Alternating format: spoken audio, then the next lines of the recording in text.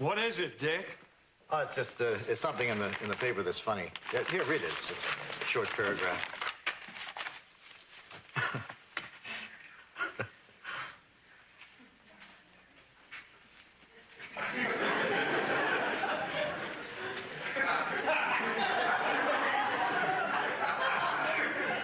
George?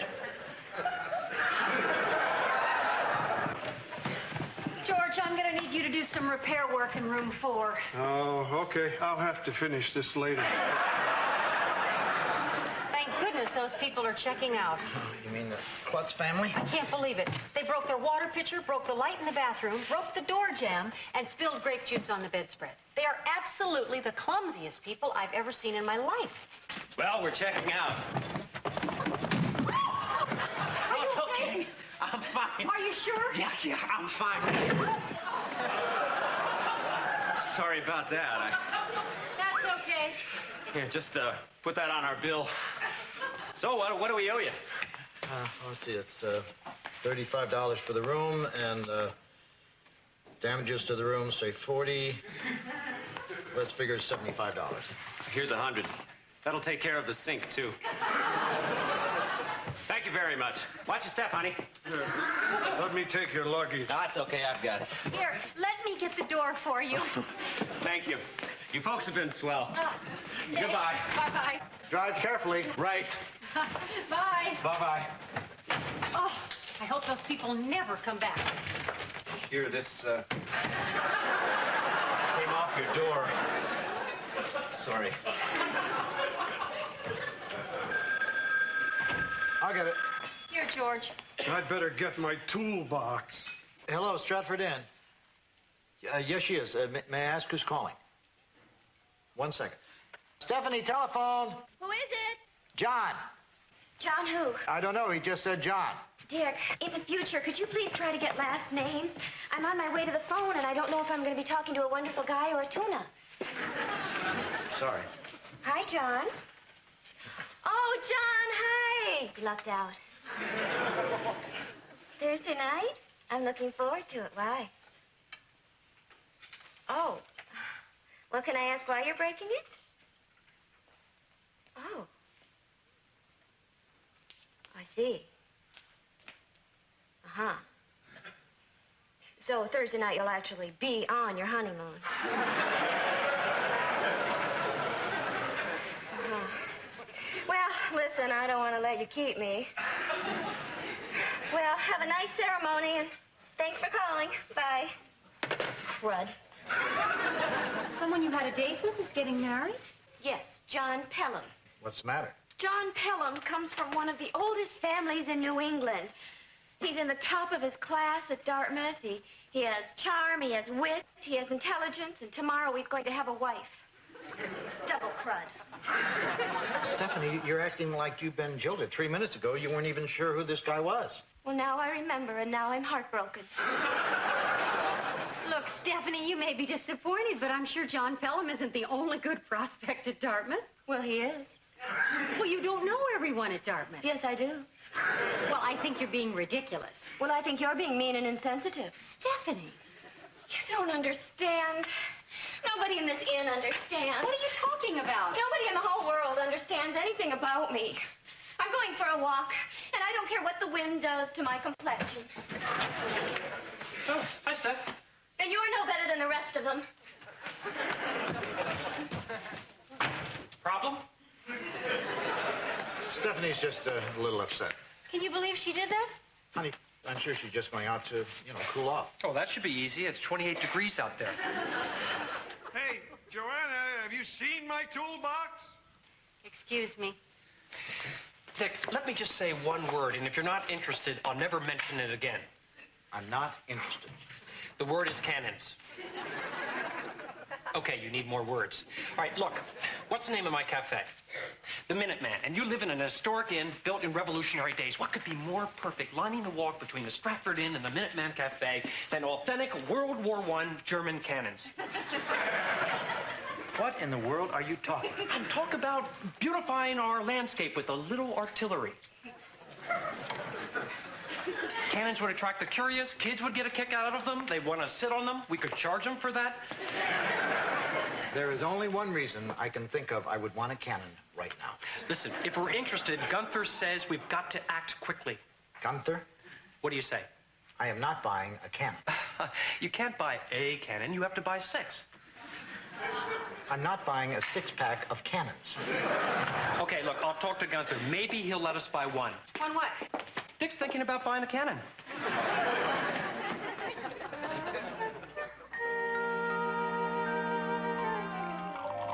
I really love snow. It looks so peaceful coming down. It makes you think everything's right with the world. Dick, have you seen Stephanie? I went to call her for dinner and she's not in her room. I'm sure she's around. I've looked everywhere. I can't find her. Did anyone actually see her come back from her walk? No, but she must have come back. Nobody would be out in weather like this. Oh, my God, Dick, what if she's lost? Oh, now, wait a minute. You know Stephanie. She was angry and upset. She probably went shopping. Her purse is in her room. Well, then maybe she went for a drive. No, her car's still out back. What if she's out in the woods somewhere and she can't find her way back home? In a snowstorm, you could lose all sense of direction. Well, wait a minute. Don't panic. I mean, we don't even know that she's lost. And even if she is, she couldn't possibly have gone very far. You'd be amazed how far you can go in a short time. George is right. There's no telling where she is. Well, even if she did go a long way, I mean, she's dressed warmly. I just hope she has good shoes. Even if you're dressed warmly, if you don't have the right shoes... George. Well, I can't help worrying, Dick. Snow is a terrible thing.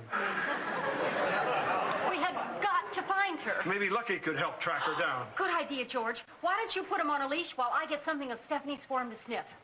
Dick, you call the police. What? Hurry, honey. Honey, I don't think you can report someone missing when they've only been gone 3 hours. Well, you can ask them to keep an eye out for her.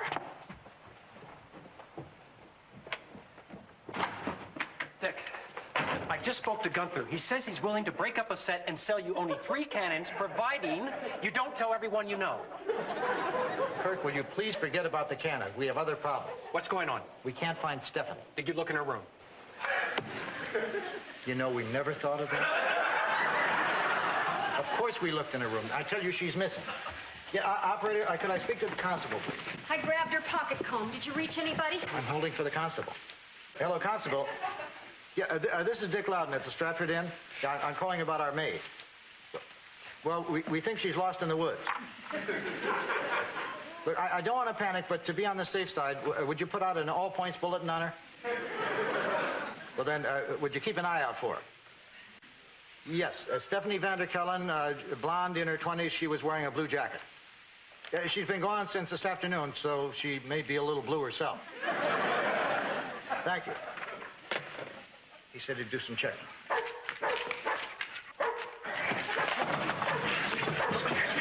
Get that dog away from me. I forgot he didn't like you. He hates me. He was out in front of my cafe the other day, digging a hole, and I know he was digging it for me. Here, George. Give him Stephanie's comb. Oh, okay. All right, now. Come on, Lucky. Sniff this and look for Stephanie. Sniff the... Don't! Lucky! He ate it. Wait a minute. I'm going to get one of Stephanie's scarves. Here, George. Use this. Now, you don't eat this. Sniff. Here, sniff, Lucky. Come on. Let's find Stephanie. Come on. Come on, Kirk. Come where? You're going to help us find Stephanie. Not with Cujo, I'm not. Kirk, this is an emergency. Okay, but I'm telling you right now, if that dog gets loose, our friendship is over. George, you mind if I hold the dog?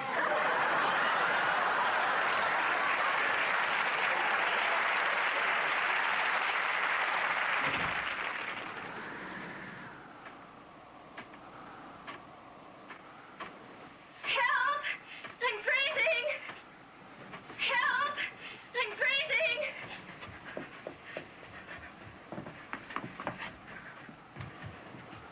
No bell. Anybody home?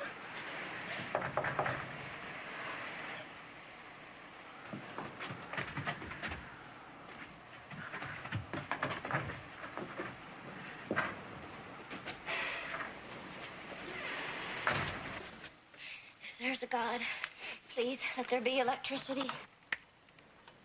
Good, there's both.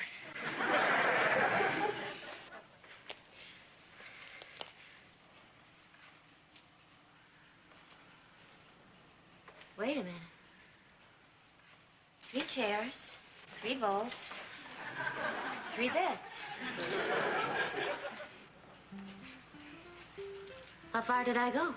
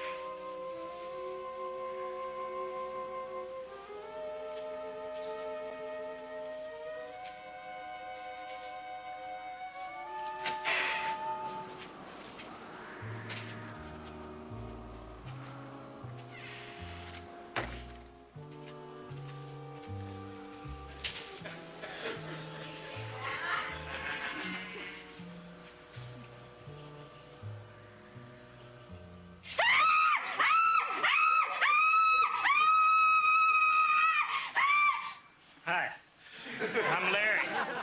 This is my brother Daryl. This is my other brother Daryl.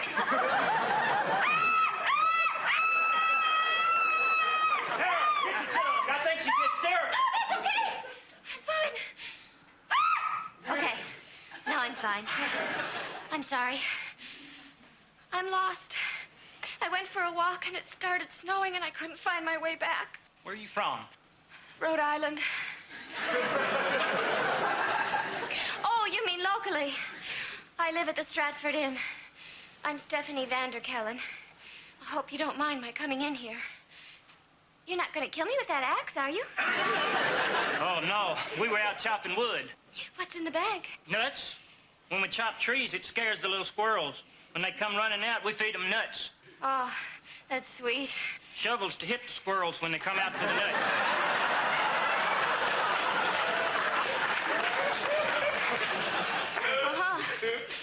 Well, I'd better be going. I thought you said you were lost. Well, I'm not anymore. Well, I think you better ask yourself which is worse. Getting out there in the storm and maybe freezing, or staying here with us. Well, as delightful as that would be, I really feel I should run the risk of freezing to death. Listen, thank you so much for your hospitality. Your place is lovely. Goodbye.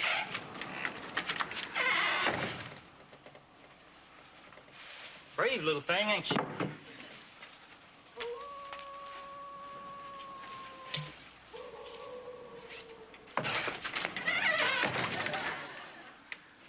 There's something howling out there, and it's not the wind. You wouldn't by any chance have a puppy, would you? No. Maybe I'll just stay until the snow lets up. Here, drink some of that. It'll cut the chill. Maybe later. You hungry? Starving. What's your favorite part of the squirrel? Oh, gee, I'm not really a squirrel person. I think I'll just have a small green salad or a plain omelet, whatever's easiest. All we got, squirrel. Then I'll starve. Thank you. You know, it's lucky you found us. If you'd gone deeper into these woods, you might have run into some people you might describe as, well, off the beaten path.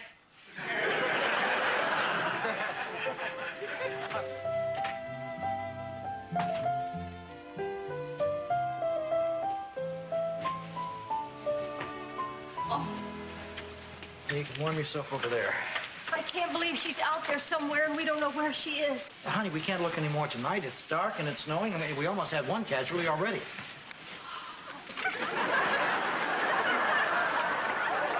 Oh, George, how is he? I think he's just a little tired.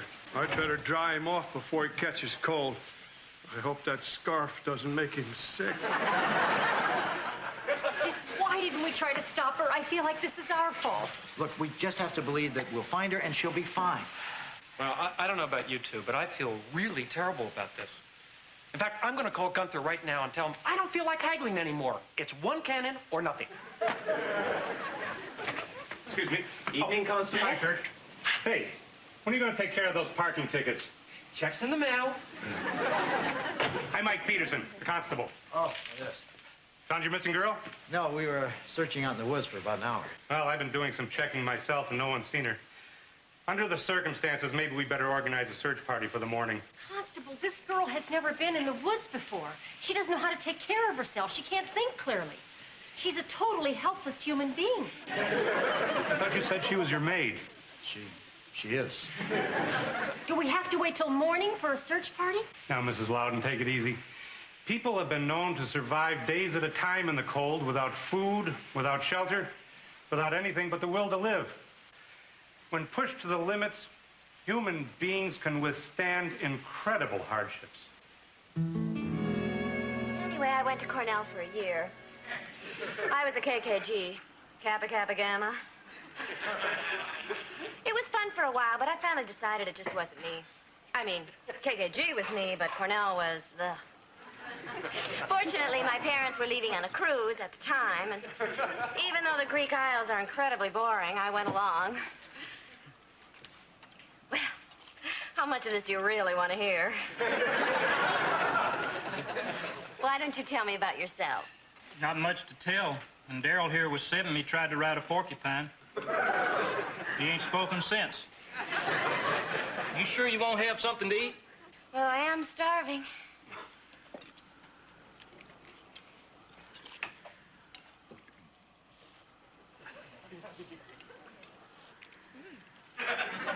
Coffee? No, I'm fine. Well, I think I'll have some. Darrell? Darrell?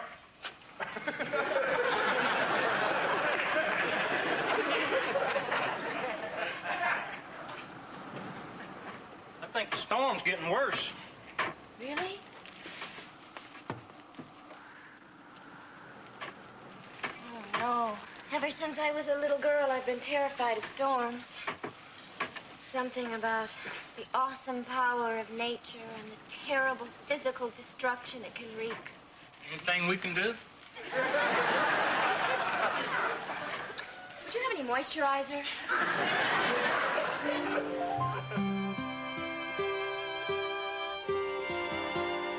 You and your people will take the east section, we'll take the west and work toward the middle. Right. Mr. Loudon, you want to come with us? Yeah. What about you, George? Roger. Sorry, Roger. Any word yet? We just got the search party put together. We've been up all night. I know what you've been through. Believe me, I wanted to stay up all night myself, but I figured I could be more of a help with a good 10 hours sleep. All right, men, let's move out. Dick, honey, be careful. I will. Hi, if you want to join the search party, just follow us. Wait a minute, that's her. Oh, Stephanie, you're safe, thank God. That's the missing girl? Yeah. Nice work, man. Oh, Joanne, I'm so happy to see you. Oh, Dick, I'm so glad to be back. George, I think I missed you most of all. Well, my prayers have been answered. Listen, Constable, since you and your men are here anyway, why don't you come over to the Minuteman Cafe for breakfast? This will be Dick's and Joanna's way of saying thank you. Great. Come on, men. Everybody over to Kurt's. You coming, Roger? No, I'm going to stay here. Are you all right? Are you hurt? Oh, no, I'm fine, thanks to these guys. Hi, I'm Larry. This is my brother Darrell. Yeah, I remember. I found her cabin in the woods. Oh, you poor thing. You must have been scared to death. I mean of the snow and the cold and, you know. It was horrible. I was afraid I was going to die. But they were so kind to me. I don't know how to thank you guys. Yes, I do. Thank you, thank you, thank you. Stephanie, you have no idea how worried we were. You know, you guys may have saved Stephanie's life. I just wish I could think of some way to show you how much we appreciate it. A friendly handshake would be enough for us. It would?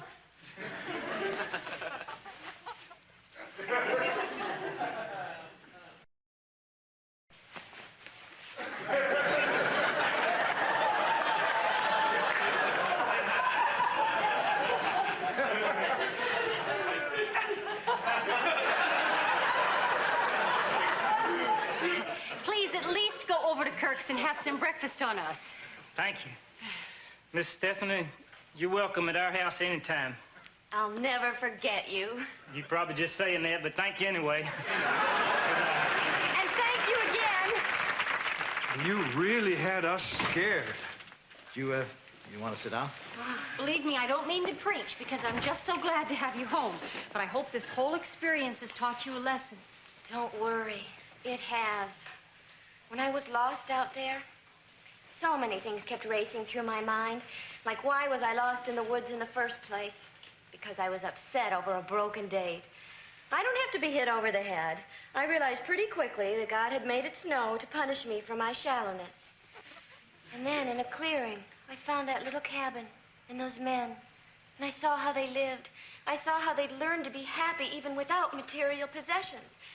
And that's when I realized what an incredible tragedy that was.